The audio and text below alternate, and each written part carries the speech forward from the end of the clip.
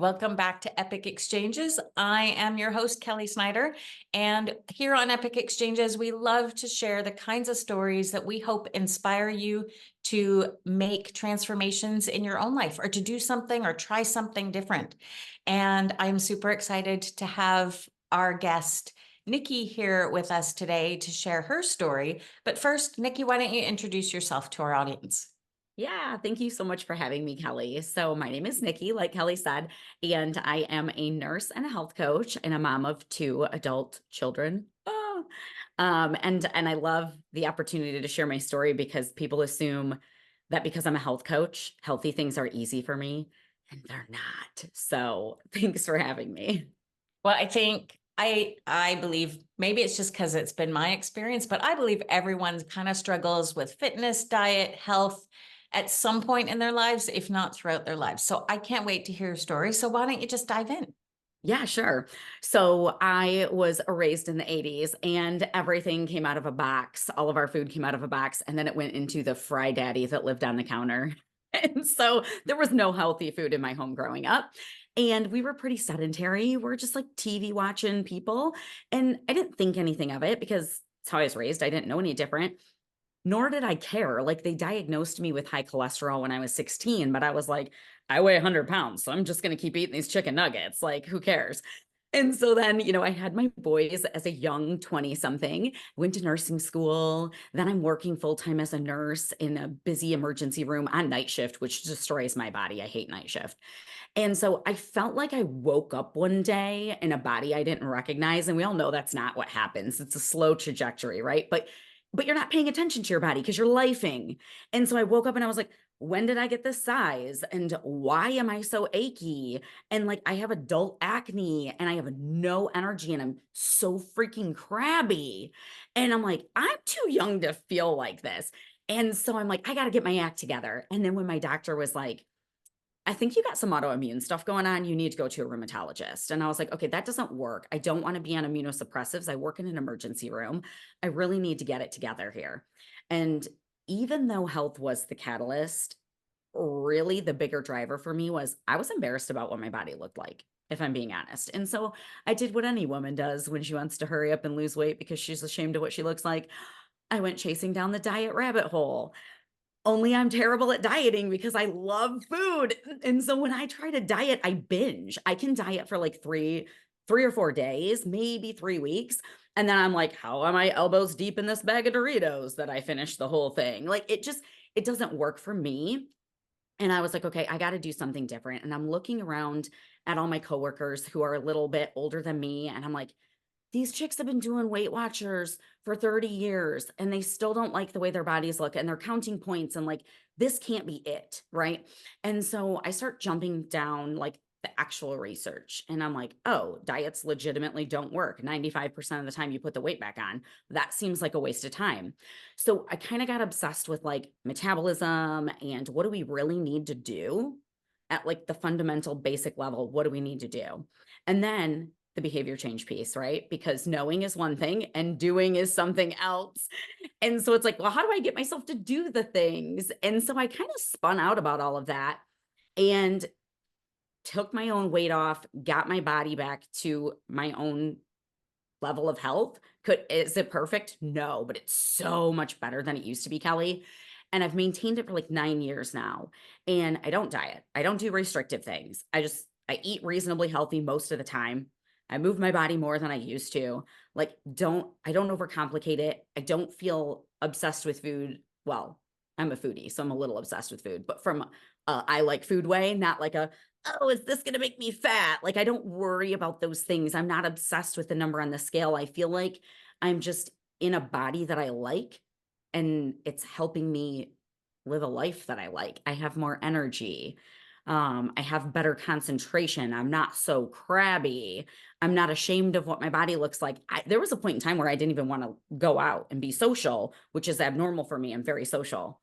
But I was like, well, I got to hurry up and lose the weight, and then I'll go hang out with my friends.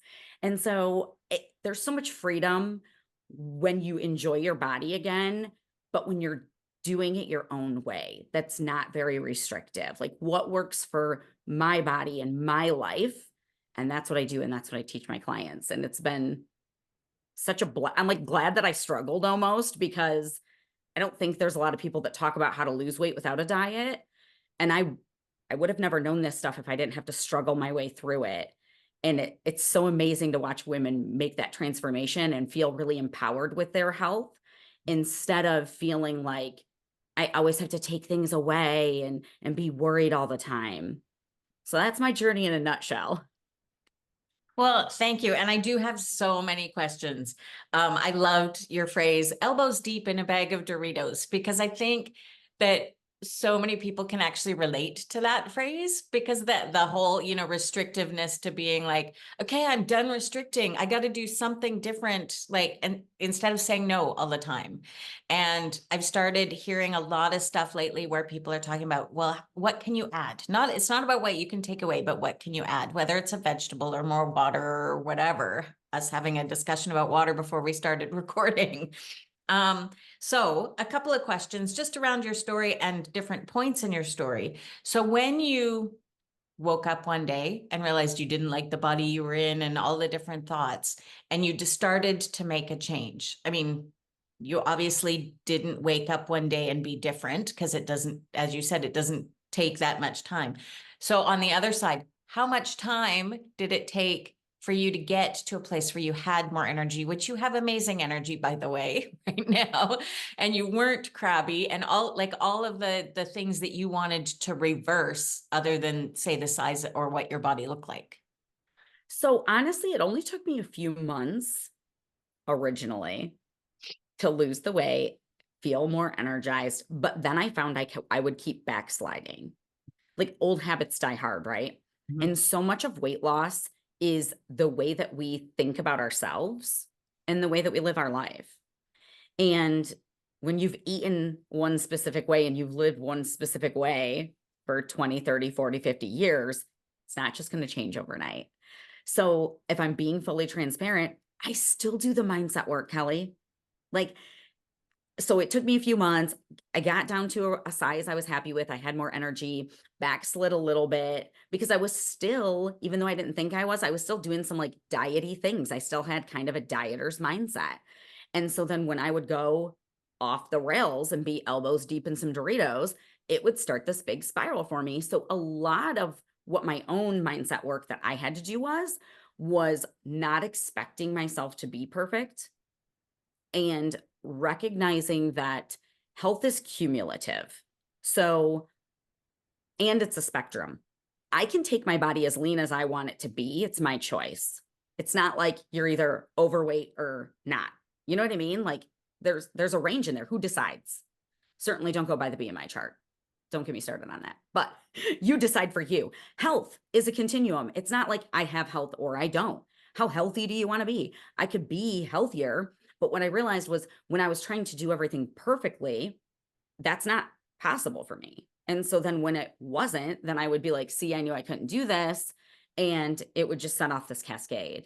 Where instead now I'm like, okay, if I binge on some Doritos, I'm like, that doesn't mean I should also then go have 3 donuts and 5 pieces of pizza and start again tomorrow, because all of those things add up. The Doritos by themselves, they don't mean that much. Really, in the grand scheme of things, they don't mean that much. But if what the Doritos do is then pile on all the other things because you want to get it in and then start over, and it's like, stop the starting over thing. That's not how it is. It's a continuum forever. And it's every little choice, good or bad, it adds up. And they don't all need to be great for you to make progress. It's so true. It actually brings to mind for me, I don't know if you've read it, but the book Atomic Habits by James Clear, where Love it.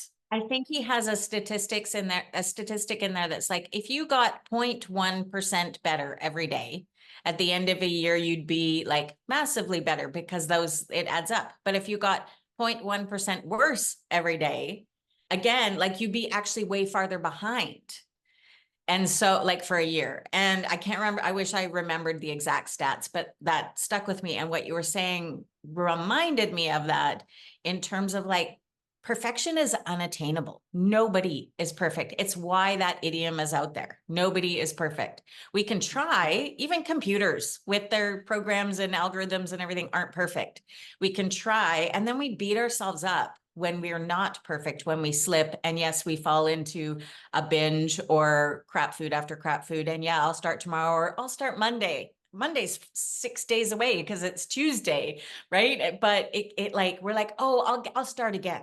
But let me get in all of these things and that special event and that birthday cake because my birthday's coming up or whatever it is, right? We find all kinds of excuses instead of just saying, you know what? I like what you said. It's like, instead of just saying the Doritos by themselves, not such a big deal. But yes, Doritos plus cake plus I don't know, something else. I would go back and forth, right? Salty sweet, so, because to balance the salty sweet or something. Anyway, it does add up. So I'm wondering if what we need, because you did say something around like what you needed to do to change, that it wasn't the diets, it wasn't, it wasn't one thing, it wasn't a fad thing or anything, and it wasn't just short term to lose the weight and then go back to whatever, because they don't work. So what we need to do change as we age or by gender? Is it different for women, for men? What does that look like? Yeah. So I love this question, Kelly. Yes and no. So the principles of fat loss and maintaining your health, they're the same for everybody, but there's nuance to it. So let me think of an example here. Okay. Women in general don't eat enough protein. I'm going to beat that point up for a second if I can. So a large part of the reason why women start putting on weight as they get older is what? We go through menopause, right? And with menopause, our estrogen drops. And think of it like this for the ladies who are listening. It's like when you go through menopause and your estrogen drops, it's like your whole body is trying to get squishy. Like your bone density starts going down. That's why women get osteoporosis. Your muscle mass starts going down at a rapid rate. So the same thing happens for men with age, but it's accelerated for us. And so that muscle is gold. We got to keep it. It's part of the reason we put on weight is because we're losing muscle. It's the reason women go to the nursing home, blah, blah, blah. So we need our muscle, okay? Well, how do you keep your muscle? Well, you got to eat enough protein. And as women get older, they tend to eat less of it. One of the reasons I think, I'm making this up, I have no science to support what I'm about to say, but what do most women think they need to do when they're going to lose weight? I got to eat salad. I got to have a yogurt for breakfast. Like we start cutting out meat. You need the protein. You need more protein with age, not less. You need to put more resistance on your body, not less, but we get older and we get desk jobs and then we retire and we get slowly more sedentary. So it's like everybody needs a lot of protein and to move their body. Women just need it more and then actually tend to shy away from that path. So the principles are the same, but we had to apply them a little different. I don't know if that really answers your question. It actually does, and it makes so much sense. And I've been seeing a lot lately about, that most people aren't eating enough protein unless they're a bodybuilder, because that they're so dialed in because they're a bodybuilder or they're preparing for a show. Having known a few bodybuilders in my past, they're so dialed into like protein to build muscle mass.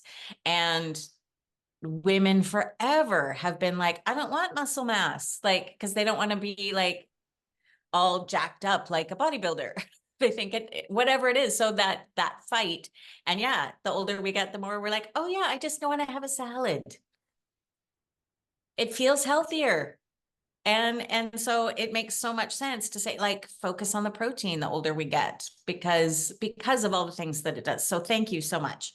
Now we often see people in the health, fitness, weight loss industries that share their own or their client transformation stories around, and usually it's accompanied by photos, right? And it's saying like, in 12 weeks, I can help you go from here to here or whatever it is, right? Those stories, because all of us want the 12-week fix or whatever. But why is it important for you to share your story in particular? I think it's important for me to share my story so that women know that even when it looks like people have it all together, because that's what people assume about me, it's not always true. And I think that's important because for me personally, when I was struggling, I thought some people were just born liking healthy things. Like there were some people in my life who loved working out. I didn't. They liked healthy food. I was eating Pop-Tarts at the nurse's station and that was my dinner. And they were like, seriously, Nikki, pull it together. And I'm like, this is just who I am. This is just how I eat. You're those kind of people. And I'm this kind of person. And that's not true. We can all start treating our body more healthy. And I think it's important for women to see examples of people who it doesn't come easy for, to know that like, oh, I can do this too. Like, it doesn't matter how bad your habits are right now. We can change them and you don't have to become a health nut. Like I had it in my brain that like, if I was going to be that healthy, that must mean I can't have any fun. Like I can't have any good food. I can never have a glass of wine. I have to just live in the gym. And it's like, you can be healthy without being a health nut. And I like showing women that. And so I show my clients my struggles. If something's slipping up with my own mindset, I share it openly on our coaching calls. I'm like, well, this is what I'm going through. Let's all do some journaling about this. And they love it because they're like, oh my gosh, thank you. It's so good to see that you have maintained your health for 9 years, even though you don't eat perfect. Good. It lets women know that like, okay, you can do this. This is attainable. Yeah. You've touched on mindset a few times, and I would love to know if you have like one or two little tips around mindset that is a good place for people to start in terms of like changing whatever they're telling themselves about, oh, I have to be perfect, or I have to eat salads, or I have to, whatever it is. Are there one or two like beginning places around mindset that that have worked for you? Oh my gosh, there's so many. So we touched on a couple: getting rid of the perfectionism, get rid of the like, I got to start over, get rid of all that. But something I do in the beginning of any of my programs, whether it's free or paid, is like, okay, why do you want what you want? And get really clear on what you want. I don't want any woman to start a weight loss journey because her doctor told her that she's not healthy on the BMI scale. That's not a reason. What do you want for your body? What do you really want? Why do you want it? It's fine if it's aesthetics. If it's because you don't want a muffin top, cool, let's get after it. It's cool if it's deeper. Is it because I want to lose weight so I can get off on the floor and play with my grandkids and get back up without help because I'm embarrassed? Cool. What's your real reason? Make it mean something. Own it. And then we got to start the process of recognizing that you can do it, because our brains are meaning-making machines. And your brain, if you think you can't do it, your brain's going to look to prove you right. So you're going to eat the Dorito and your brain's going to go, told you so. That Dorito didn't mean anything, but your brain made it mean something. Or you're going to eat perfect and then you're going to get on a scale the next day and it's going to go up. Means nothing. You had a water fluctuation. It literally means nothing. But your brain's going to make it mean, oh, this isn't possible for you. Just go binge. Or, oh, you ate too much. Go starve. Both are not good, right? So we have to look for the evidence that what we're doing is working, not the evidence that what we're doing is impossible. So find those little clues that like, even if it's something that you did, you had a really good day, write that down, celebrate it, give yourself a pat on the back, because your journey is going to take a while. And if you're only focused on how far you have to go and what's not going right, you're going to keep quitting. Such a good point. I think I read somewhere, and I used to know this way better than I do now, but that negative thoughts, or like our brain is like Velcro when it comes to negativity. It holds on to it. It doesn't let it go. It comes back to it regularly. But our brain is like Teflon when it comes to positivity, and it comes in and it slides right out. Nothing sticks. And so you need like 3 positive things to counteract every negative, I think was the stat. And so that was a really good reminder for me in terms of like, yeah, if we highlight and focus on and journal or remember and celebrate the positives, whatever they might be, like I had a salad that had great protein added. And so like, I feel better. Rather than having had the bag of Doritos. I love that we keep coming back to that. I just love Doritos. I just love them. Is there a common misconception that you find that people have when it comes to their own health journeys? Like when a new client comes to you, is there one thing that you find you're battling on a regular basis in terms of people's expectations? Oh, expectations. Yes. So I would say chasing the number on the scale is a big one. So we'll get your scale moving. Your scale's going to move. It's not the most important thing. Even if you're trying to lose weight, I'm like, get specific with the vernacular. Are you trying to lose weight or are you trying to lose fat? Because the scale's measuring a whole lot of things and it ain't just fat. So for women in particular, especially women, I'm going to go in the 40 and up crowd. Uh, Low muscle mass. I know I already hit on this, but low muscle mass is a big problem. And so if you go about trying to build your muscle and lose fat, guess what moves really slow? The scale. Guess what moves Right. really fast? Your pant size. Like I have some women who the scale moves so slow and they're like, Nikki, I literally hate you, except for I've lost 4 pant sizes already. How is it possible that I'm only down like 10 pounds, but I've lost like 2 pant sizes, let's say? And I'm like, because you're building muscle and you're losing fat. And so get really clear on what your actual goal is and then pursue that, not just chasing the number on the scale, because you could be doing all of the right things that what is really what your body needs and your scale not move a whole lot. But when women chase that number on the scale, they starve is what we do. We undereat. Well, undereating is if you do have a slow metabolism, which most women think they do and they don't, but if you do, because I do see it, it's from undereating. It's from dieting. And so the problem can't be the solution. And if you're just chasing that number, you keep chasing you're chasing after the problem and thinking it's fixing it, and it's not. That makes so much sense. And I used to joke that I could write 12 books on weight loss and diet and fitness and all things because I've read so much and I've tried so many things over the years. So that, yeah, it makes so much sense. And thank you for being so clear.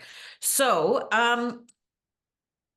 I would love to know for anybody that's like, okay, how do I start?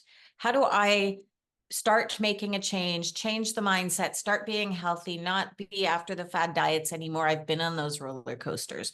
What is the best place for someone to start? I actually have a free 4-day kickstart. And so anybody who wants it, go sign up. It's going to walk you through all of the first steps. It's the how-tos, like what should I be eating? What does this even look like? Because there's so much information out there, right? Like people are like, be carnivore, be vegan. And it's like, well, how can both of those be true? They're opposites. So we're going to get back to the basics. The basics are where it's at. Here's how we need to eat. Here's how we need to move. And there's a lot of mindset pieces in there too. Each day you get a new video that hammers on some important points. There's recipes. And so that's a really great starting place. You can find that at keepitoffcoaching.com/kickstart. Awesome. And we will make sure that we share that on our socials when the podcast episode comes out. Or for anybody who's listening now, check out our social media channels if you didn't write that down. And we will have links available so that you can find and do your own 4-day kickstart and try out some of Nikki's stuff and maybe even want to work with her. Yeah, I would love that. I would love to support anybody in any capacity. Like, let's just do this together, ladies. Don't be ashamed of where your body's at. Like, 80% of our population is overweight and struggling with their health. So you're in good company. So when we can just own it and be like, fine, let's just be messy in this together and make forward progress together. Like, that's what I'm all about. So let's go do it together. Awesome. And so where else can people find you online? Are you on Instagram or TikTok or any of those things where people can get some of those quick hits of your fantastic energy and tips? I have not rolled into the land of TikTok yet, but I am most active on Facebook. My handle on Facebook is nsoper, SOPER, but we have a free Facebook group too, which is called Simplified Fat Loss. That's a free group for any woman who wants to lose weight. It's literally facebook.com/groups/simplified fat loss. That's a great place to connect. Great. We will be sure to include any of the links you gave us and any other ones that we can get in the meantime before the episode comes out. But so yeah, check out Nikki, check out her stuff. And follow her and start your own health journey. And so one fun kind of wrap up question I like to ask on many of my episodes, if a book or movie was made about you, your life, what would it be called? Oh, goodness. What would it be? Why am I so blank on this, Kelly? You've stumped me. I don't know, but I have a title for you that just popped into my Oh, mind. okay. You give me my title then, Kelly. Do it. I think it should be elbows deep in a bag of Doritos. I would Oh, pick I up thought that. I had to find a movie title that already existed that fit my life. Oh, no, Okay. no, Yeah. Elbows deep in a bag of Doritos, but still loving life. That's where I'm at. Yes. I love it. Thank you so much for being here. As I said, I love your energy, and I really hope that people can kind of get out of that diet mindset that uh, I started finding out about it when I was a kid, because my mother would read all the books, and then we would be on the diets that they were doing. That, as they wanted to lose weight, get healthier, all of a sudden the whole family's eating the food that I never want to see again because it was that horrible. But the grapefruit diet, that all the things.